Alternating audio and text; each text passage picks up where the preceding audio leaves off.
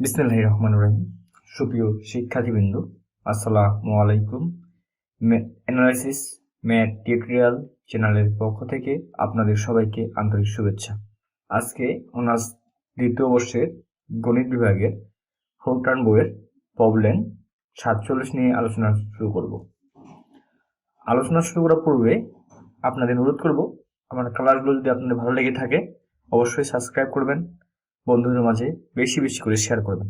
চলুন শুরু করা যাক। আমাদের প্রবলেম 47। আমি এই অঙ্কটি এখন বুঝাবো আপনাদের।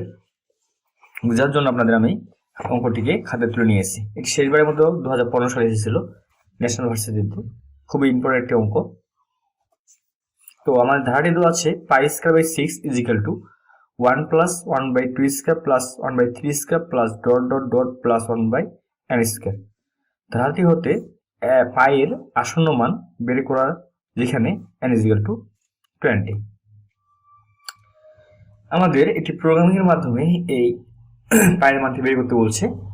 তো আমরা ইতিপূর্বে যে অঙ্কগুলো করছিলাম, ধারার অঙ্কগুলো যে করছিলাম, সেই অঙ্কগুলো তো বারবার একটি কথাই বলে আসছি, যদি আমাদের ধারাটা পূর্ণ সংখ্যায় থাকতো তাহলে আমরা ইন্টিজার সাম দিয়ে শুরু করতাম।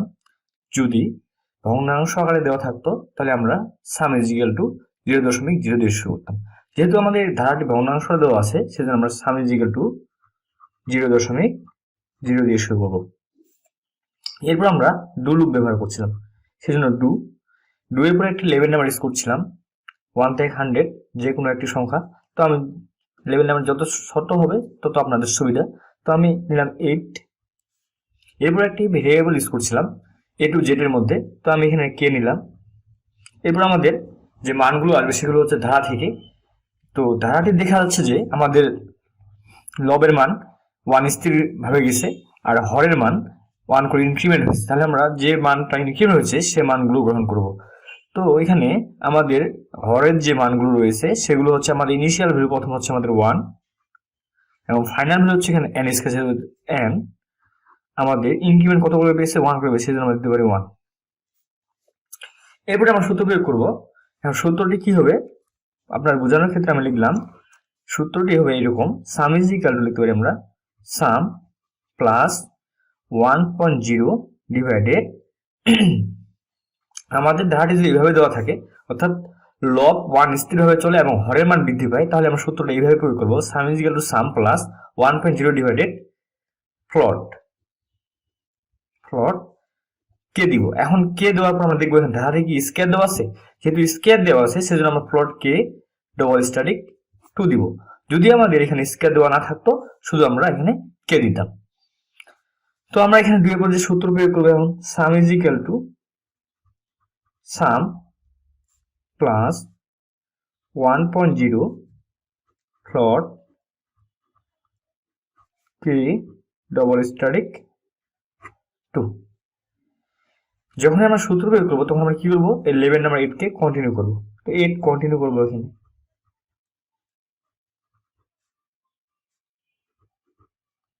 8 কন্টিনিউ পরে অপশন আমাদের কি প্রিন্ট করা, কাকে প্রিন্ট করবো।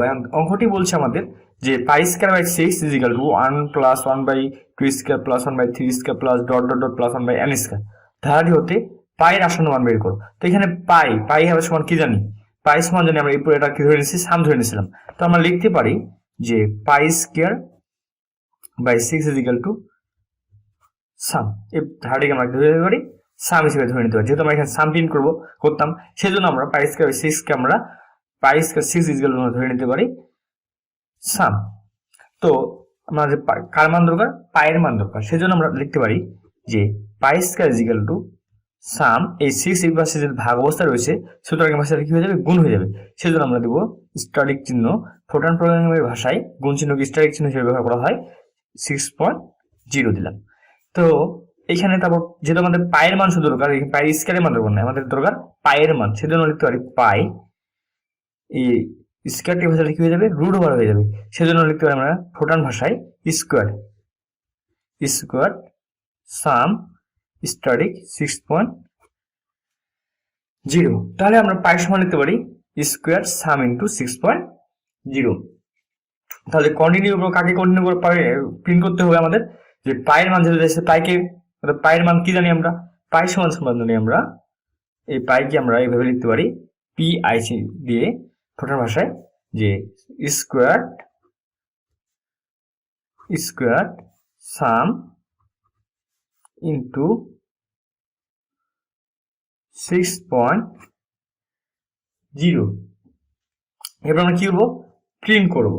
কাকে প্রিন্ট করবো? পাইকে প্রিন্ট করবো। যেহেতু পায়ের মান আমরা আসল মান বের করতে বলছি, সেজন্য লিখবো প্রিন্ট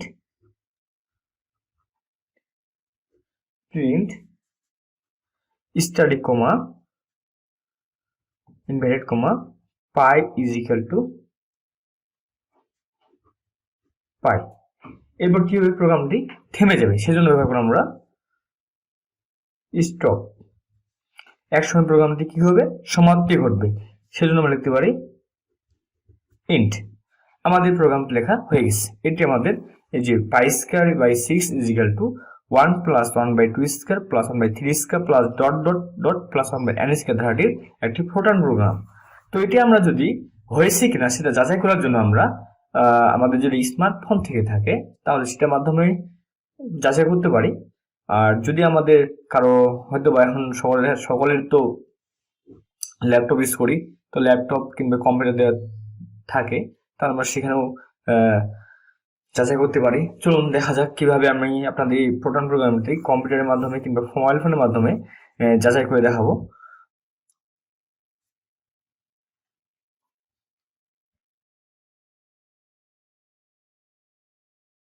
বৃন্দ, আমি আপনাদেরকে যে ফোরট্রান প্রোগ্রামটি করাইলাম সেটি বোঝানোর জন্য আমি আমার কম্পিউটার স্ক্রিন নিয়ে আসলাম।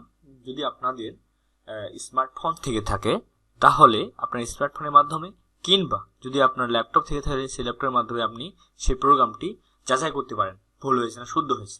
তো আমি আপনাদের বোঝানোর জন্য আমি একটি ব্রাউজার ওপেন করব, সেটি হচ্ছে ক্রোমো। তো আমি ক্রোমোতে ক্লিক করলাম, সেটি ওপেন করে নিলাম। নেওয়ার পর আমরা কি লিখে সার্চ দিব, সার্চ দিব জিডিবি লিখে সার্চ করব। সার্চ করার পর এখানে একটা কম্পাইলার আসবে, জিডিবি অনলাইন ডিবাগার কম্পাইলার। তো এখানে আমি এই লিঙ্কে ক্লিক করব। ক্লিক করার পর এখানে একটি পপআপ চলে আসবে। পপআপের 6 অনেকগুলো অপশন দেওয়া আছে, অপশনগুলোর দিকে না তাকিয়ে আমরা এই সিলেক্ট অপশনে ক্লিক করব।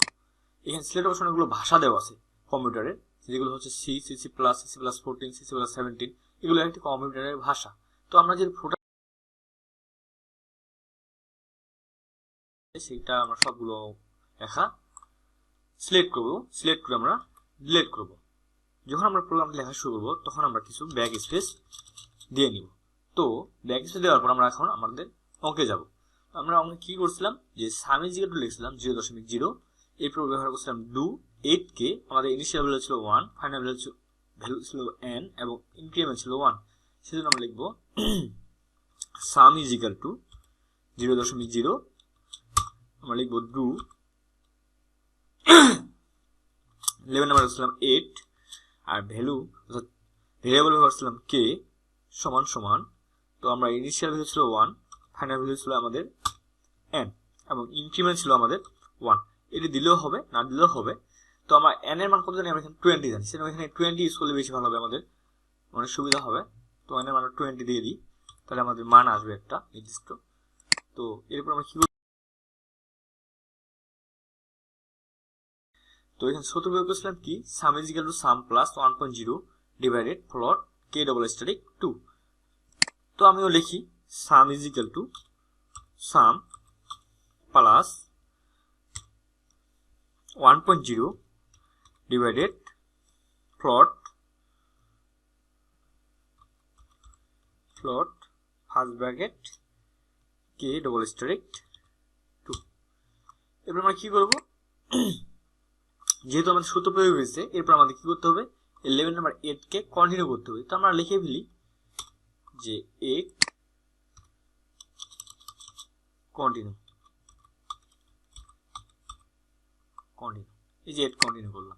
এবার আমরা কি করব, যে অঙ্কে যে আমরা খাতায়, তাহলে ভালো সুবিধা হবে। আমরা ব্যবহার করছি যে পাই স্কয়ার সাম ইনটু 6.0। তো এটা আমরা কেন করলাম, আমাদের অঙ্কে বলছিল যে ধারাটি হতে পাইয়ের আসন্ন মান বের করো, যেখানে n is equal to 10। তো আমরা এটাতে বের করব কিভাবে, তো আমরা তো সামের মান বের করছি তাই না, তো সামের তো আমাদের বের করতে বলেনি অঙ্কে, বলছে আমাদের যে পাইয়ের মান বের করো। তো আমরা পাই স্কয়ার বাই 6 মানে ধারাটি জানি, এই ধারাটিকে আমরা সাম ধরে হিসেবে ধরে নিয়েছিলাম, সেজন্য আমরা লিখতে পারি পাই স্কয়ার ভাগ 6 ইজ ইকুয়াল লিখতে পারি সাম।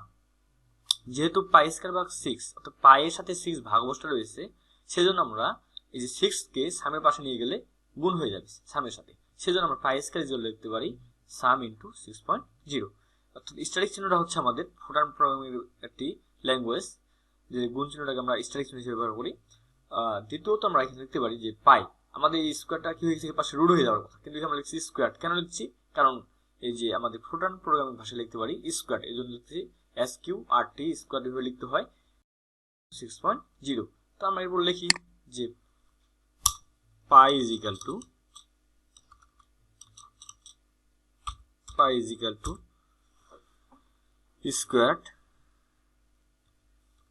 Square sum into 6.0 sum into 6.0। এবারে কি হবে আমাদের, যে এই 6.0 দিতে হলে এখন আমরা প্রিন্ট করবে, কাকে প্রিন্ট করবে? যেহেতু আমার পায়ের মান চাইছে সেজন্য পাইকে প্রিন্ট করবে। তো আমরা লিখবো প্রিন্ট স্ট্যাটিক কমা ইনভার্টেড কমা অবশ্যই হবে সাম ইজ ইকুয়াল টু, সরি এখানে সাম হবে না, যেহেতু আমার পায়ের মান চাইছে সেজন্য পাইকে প্রিন্ট করতে হবে।